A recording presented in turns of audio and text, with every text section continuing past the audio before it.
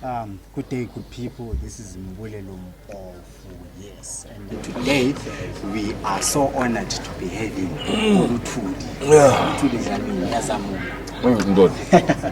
Old age, my back hurts. Yeah, but otherwise, no, we're good. Yeah, nice. I mean, bro, like a lot of people know you, but they don't know you. I mean, and the best person to identify or define themselves as you. Luthuli Dlamini. Who am I? Yeah. Bloody hell, I've been asked so many. I am, where do I start? Child of Africa who has traveled, seen, been there, seen it, done it.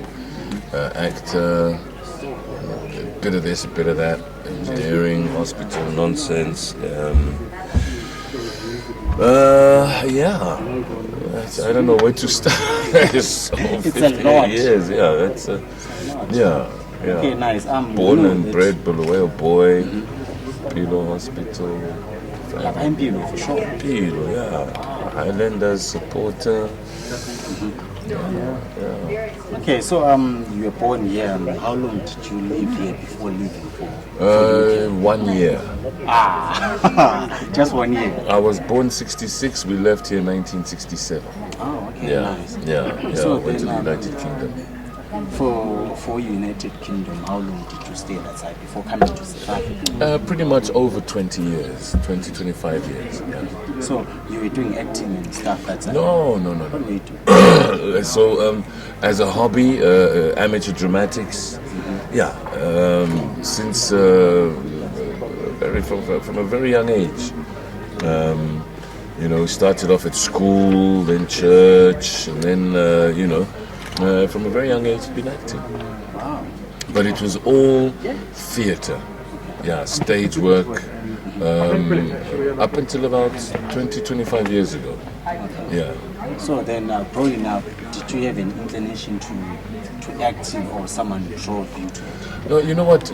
Growing up, acting was so much a part of, the then activities. Like you would play football. Yeah. I played the football, the sports wasn't that brilliant, but I always, the other hobby was acting. So wherever there was an opportunity to act, at that age, and through those early years, I took it. But it was never really a career option for us then. You know what I mean? There were more important things, more important career paths to follow. You know what I mean? We were very politicized. Yeah. So we understood the current affairs are all about politics and that sort of thing. So acting was never a career choice. It was just something that one enjoyed, loved, and liked. I mean, we didn't have television. Okay, so do you remember your first acting gig? Bulawayo Theatre, 1970 something. Yeah, Bulawayo Theatre. It was called the Baobab Tree. Okay, the Baobab Tree. You know the Baobab Tree? Yeah, you say Umkomo. Yeah. I'm glad to learn that. And what's that fruit called? Yeah, it's called umkomo. That fruit. The fruit is umkomo. It's umkomo. Oh, okay. All right. Yeah, so it was called the Baobab Tree, and we played these little animals. I was two animals. Okay. The wise owl and the monkey. Yeah, I remember that clearly. And it was a collaborative school, an amateur dramatic society, as well as the Bulawayo Theatre at that time. So it was a lovely thing. I think it was Carmel School. Carmel School, I was about to ask Yeah. Carmel there, Red Rock, yeah. Okay, Jewish nice. school. Jewish school. So now let's move on to SA, because I mean that's where you stood That's your ground. a lot of years. Yeah. Okay, that's where I did what? That's where you stood your ground as far as acting is concerned. A lot of people knew you from South Africa. Absolutely right. Yeah, so tell me, I know that you had many acting roles in South Africa. Yeah. But which one was your most loved? Which one did you enjoy the most, and why? You get asked that question a lot, and there are many, a lot of the roles that I really loved, big and small. I find it's a really unfair bloody question, but anyway, I would say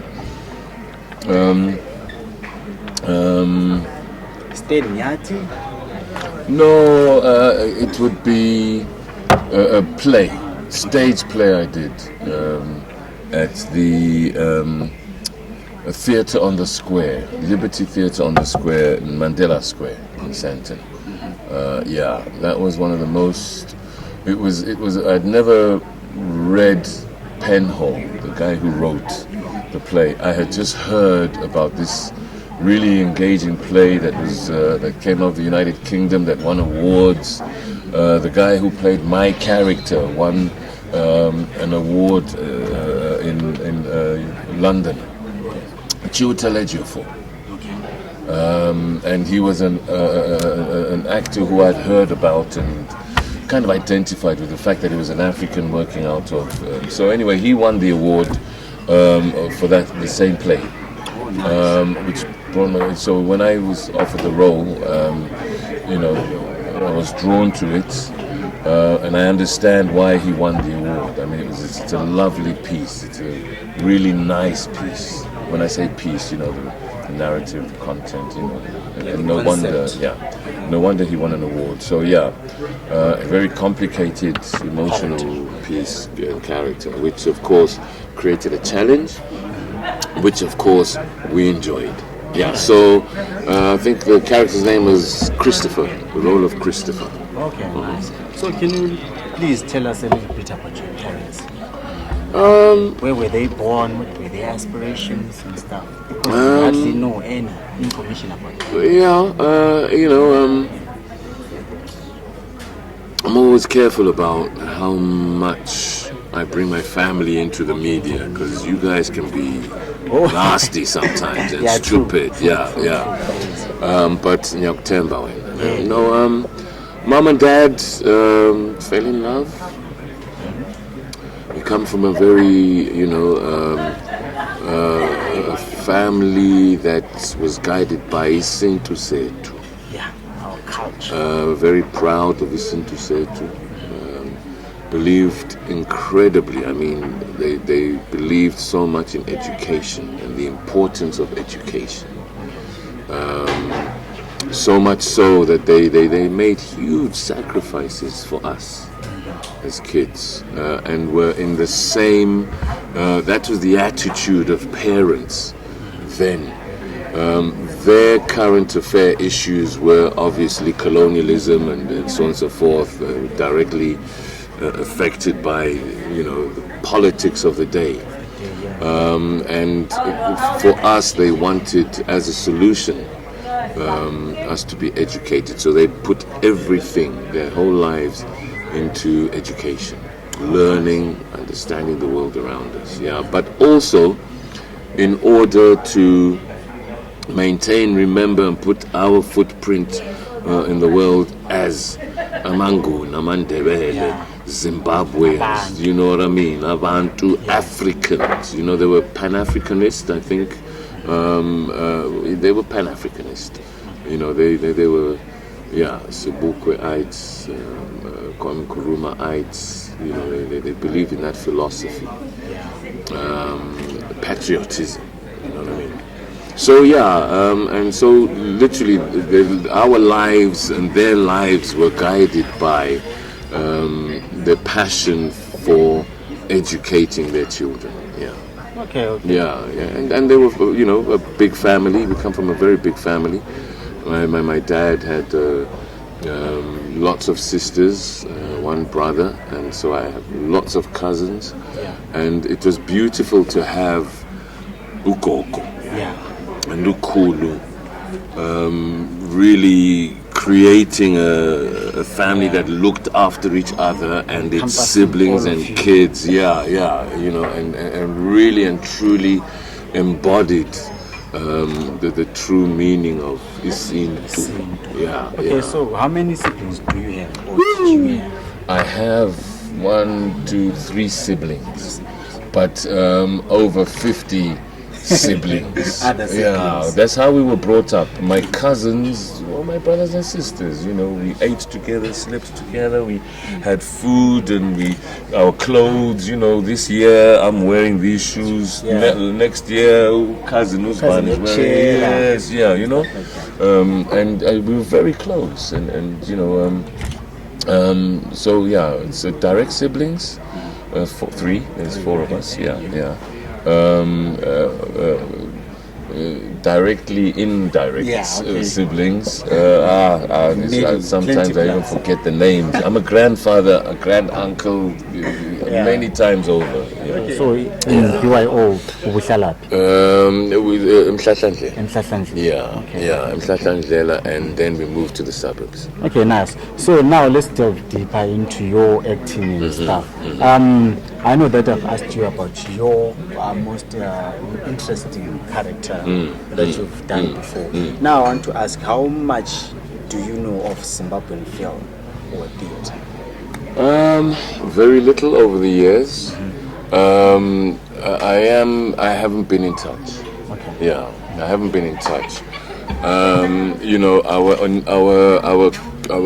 in to Zimbabwe film and theatre mostly was through the festivals over the years. So I remember Haifa. Oh yeah. Was one of them. Festivals and events like, for example, the Bulawayo Trade Fair. Such. Yeah. I never attended. Oh, I never attended.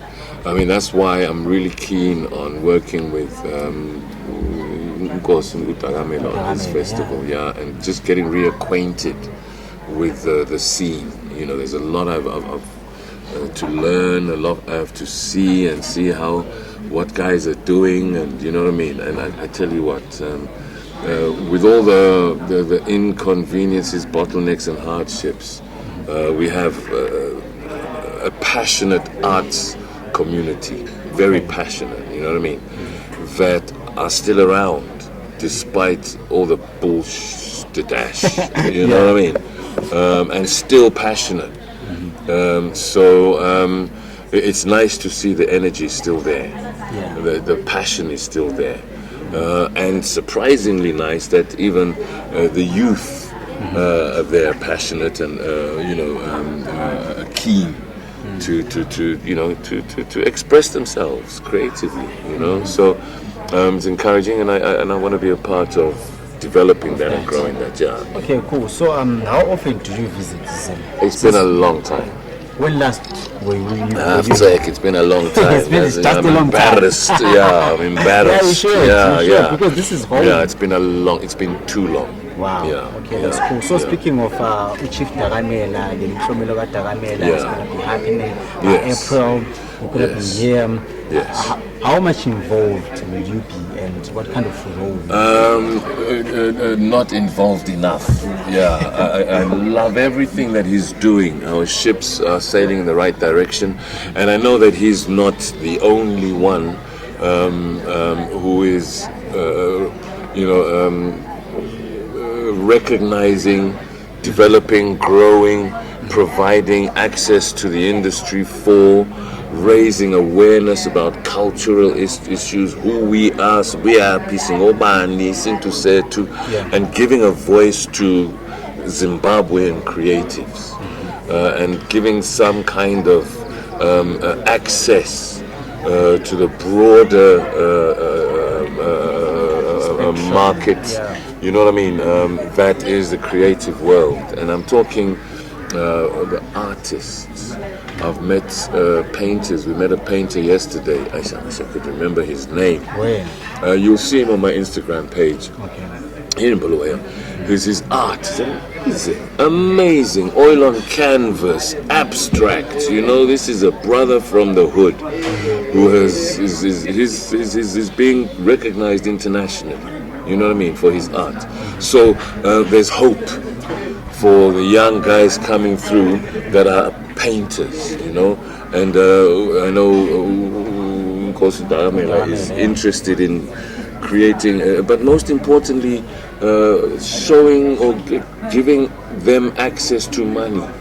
trying to direct guys in directions where, okay, make your creativity make a living for you. This young gentleman, this artist, is selling his paintings, and more of us, abantu, are buying his work. You know what I mean? His main markets are still abroad, Europe and so Eurocentric, but more and more of us are investing in that kind of talent, because the talent's amazing.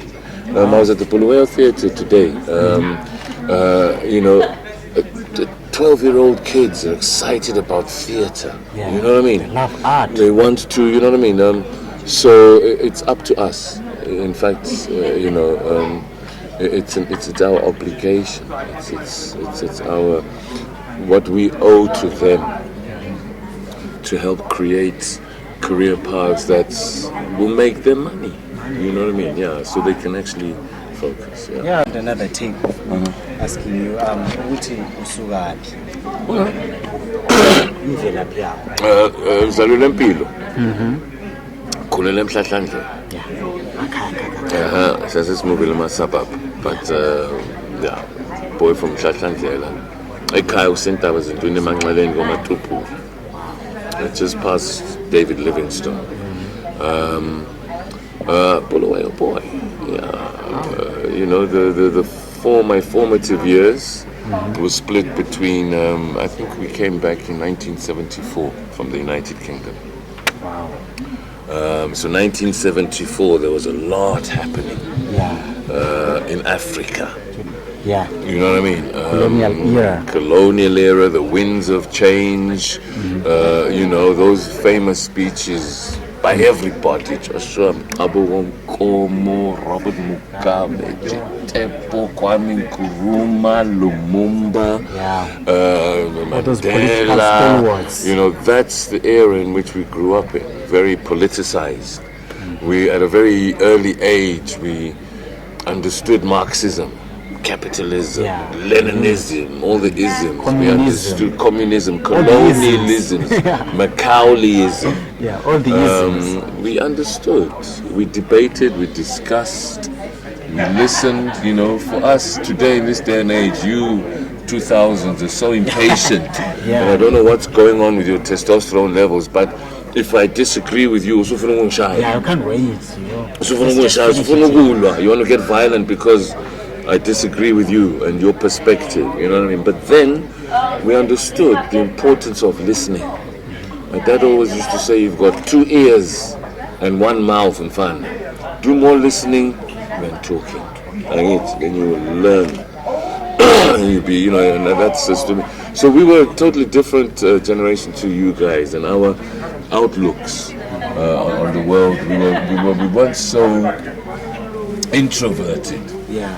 We looked outward in order to fix inward. Now we're just looking inward, and anyone outward is an enemy, which is very, very sad. Yeah, this barrier. Yeah. Okay. Now let's get back to film. So how was it for you transitioning from being just an actor and doing your own thing? Traumatic. Yeah. Traumatic in the sense that I've never wanted to be behind the camera. Yeah. I left paperwork and business when I left corporate and decided to be an actor. You know what I mean? And be in front of the camera and tell stories. You know what I mean? So traumatic in the sense that it was by force that one had to get into producing. Production, yeah. But it was a blessing in disguise, I suppose, because I've learned so much about my industry, and that now we finally found the right direction for us, it's coming together nicely. We're finding the right people to work with as independent producers. It's often very difficult for anyone really to get their narrative across, and tell their stories. So it's been traumatic in that sense, but a passion pleasure in the sense that I now know what to do. and who to do it with. And that's the nice thing. That's the benefit. Yeah, you know the ins and outs now. Not completely, not all, but I know a lot more ins and outs than I did 1,000 years ago. Yeah, that's cool. Back, guys, is still Mbolelo, and I'm still having Luthuli Dlamini. Welcome back. So Luthuli, as we were speaking. Hey, yeah. Okay, Mr. Dlamini. Yeah, either that or Mkhulu. Oh, Mkhulu Dlamini. I'm sorry about that. Yeah, guys, I'm still back with Mkhulu Dlamini. Thanks for the correction. So yeah, Mkhulu Dlamini, how does he repose? How do you relax, after a hard day, at work? In a garden. Pretty garden like this with friends, family. I love my grandkids, kids, but yeah, just in the serenity of a beautiful environment. Yeah, I look for this kind of serenity. You love nature. Yeah, very much, very much. Okay, Yeah, okay, yeah, nice. yeah. So maybe what words do you have? I mean, for actors, upcoming actors, and I know that you have more than 20 years experience. What words of encouragement do you have? Continue to love what you do, and continue being passionate about chasing new ideas, education. Be passionate about innovation, ingenuity, invention in your craft. Be knowledgeable about your craft. Love your craft so much so that you wake up in the morning and we used to have to go to libraries, but Google more about your craft. No more. No more. Learn more. And have the attitude that you will never stop learning. Things are developing so fast in the world today. You just have to keep up. Something that was in fashion today will be out of fashion tomorrow. New technologies, new ways of telling stories, new ways of telling stories faster. Learning from what worked in the old days. Learning what is currently working. Discovering where the money is. Because you've got to make a living out of what you do. Yeah. So understand the business of the craft and the role that you play within the business of the craft, and flourish. But most importantly, enjoy it. You know what I mean? Focus, enjoy, and put time into it. Put time. There's no other way. You just got to put time. Yeah. Oh, nice. Yes, no, I don't know. Yes. Yeah. The space I'm currently in, and have always been in, is that I will work until the day I die, doing what I love doing. I love to develop kids within this industry, but not only within this industry. I'm actually a scientist. Okay. And of course, with all of the science and the creativity and the art comes the knowledge of our past, the political, the exploitation, the divide, the gap, the importance of us recognizing our heritage as Abantu. Isintu is a religion, if you want to call it that existed before all other religions. Yeah. And it worked. Those values of humanity, empathy, I feel that we are losing, and that they aren't emphasized enough in other religions, secular religions. Isintu Setu is as old as the stars, and was developed because it worked for its society, i.e. Abantu. Yeah. Wow. Yeah. There you got it, folks. We have been having Mkhulu Dlamini. I hope I got that right, eh? Yes, you did. Any last words before we close this? How many last words do you want? Love what you do what you love, and find your passion and do it. Thanks a lot, guys. Are you going to ask me for more last words? No. Are you sure? This is going to be... All right. This is the bye-bye. last one. Yeah, this is bye-bye. So thank you guys for watching. Cool.